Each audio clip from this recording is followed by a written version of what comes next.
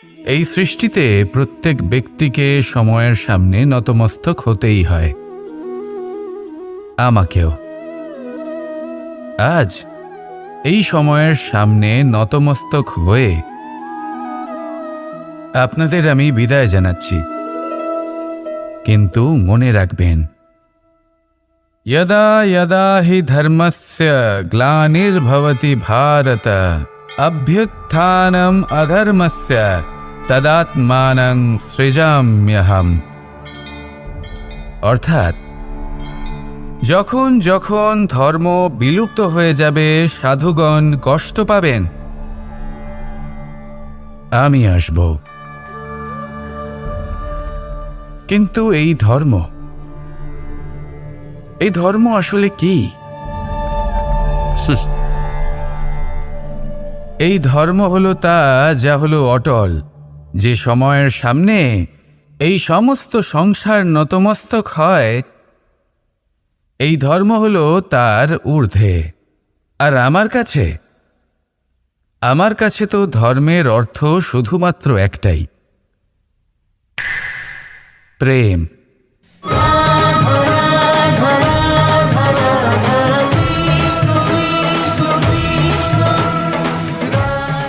প্রেমই হলো ধর্ম, প্রেমই হলো অর্থ, প্রেমই হলো কামনা, প্রেমই হলো মোক্ষ। এই প্রেম হলো সৎ, এ হলো সনাতন। এই প্রেম নশ্বর নয়। আর সেই জন্যই যখনই এই প্রেম বিলুপ্ত হবে, আমরা আসব।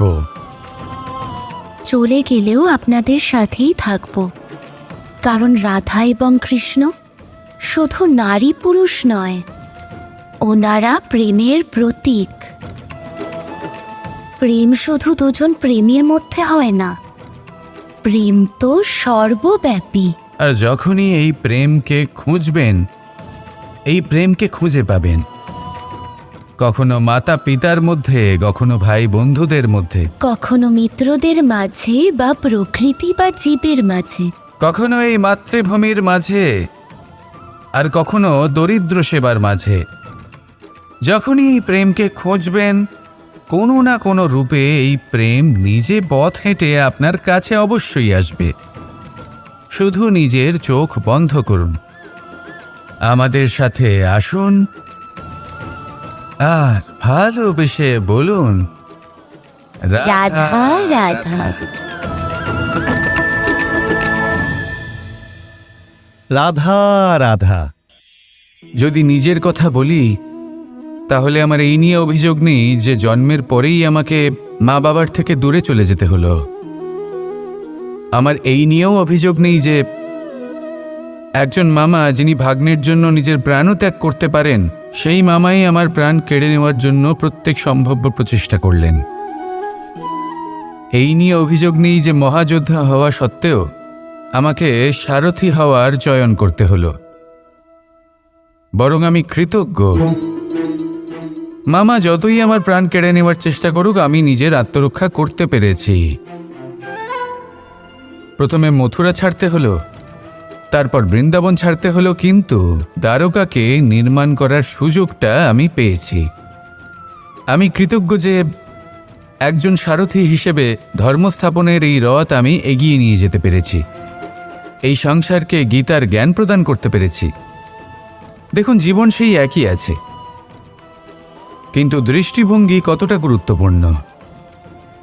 এই অভিযোগ আপনাকে জীবনে বাধা দেবে, দুঃখী করে তুলবে, কিন্তু কৃতজ্ঞতা বোধ সেটা আপনাকে একটা সুযোগ দেবে, সেই জীবনকেই আরও আনন্দের সাথে যাপনের সুযোগ। এই সুযোগের সদ্ব্যবহার করুন, আর আমার সাথে ভালোবেসে বলুন, রাধা রাধা।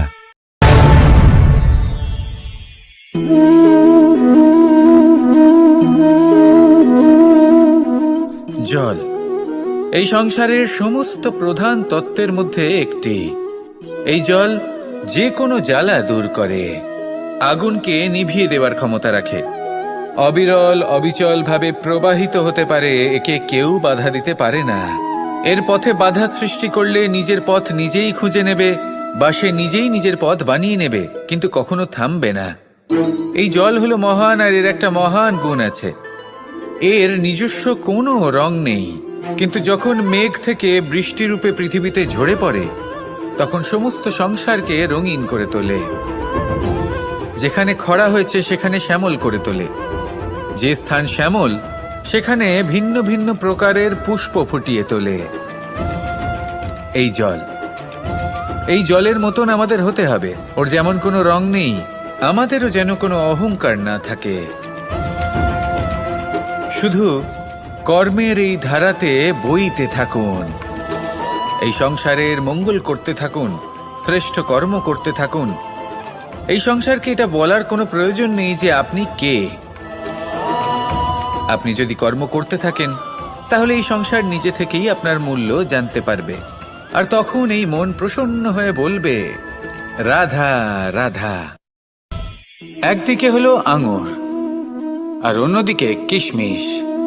দেখতে গেলে এই দুটোই সবারই খুব প্রিয়, শিশু হোক, যুবক হোক বা কোনো বৃদ্ধ ব্যক্তিই হোক না কেন। আর দেখতে গেলে এই কিশমিশ, এটা আঙুর থেকেই আসে, তারই অন্য একটি রূপ। কিন্তু কখনো হাটে যান আর গিয়ে জিজ্ঞেস করুন যে এই কিশমিশ আর আঙুর, এই দুইয়ের মধ্যে অধিক মূল্য কার? আপনিও নিশ্চয়ই জানবেন যে কিশমিশের মূল্য আঙুরের থেকে অনেক গুণ বেশি। এবার এরকম কেন হয়? এর পেছনে কি কারণ থাকতে পারে?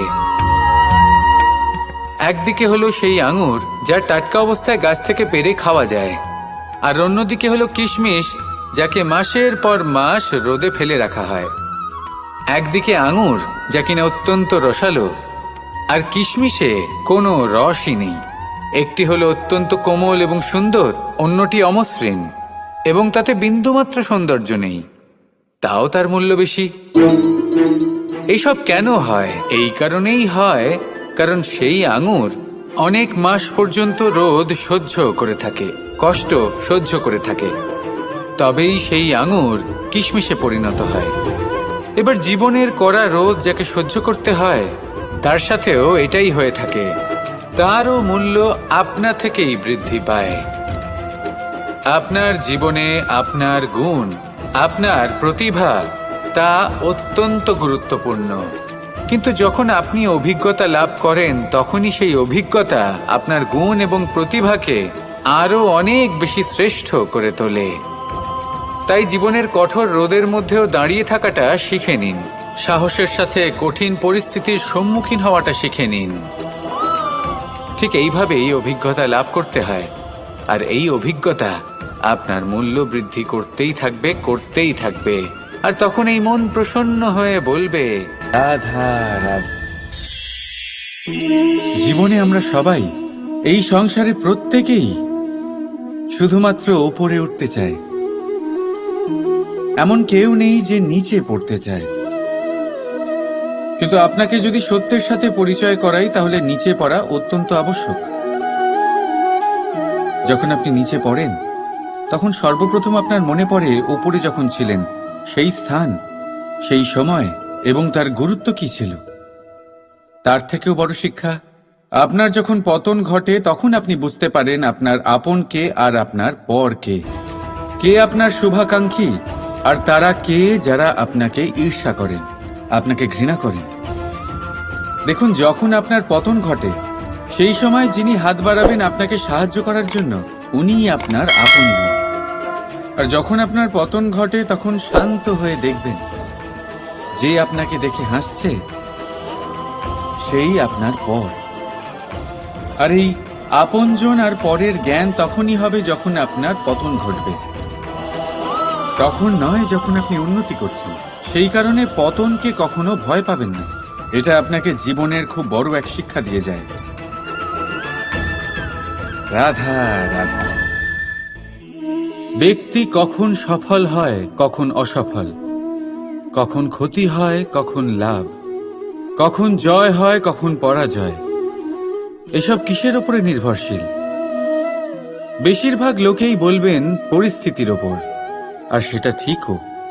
যদি বাইরে বর্ষার পরিবেশ থাকে, তবে সেখানে বস্ত্র কিভাবে শুকোতে পারে?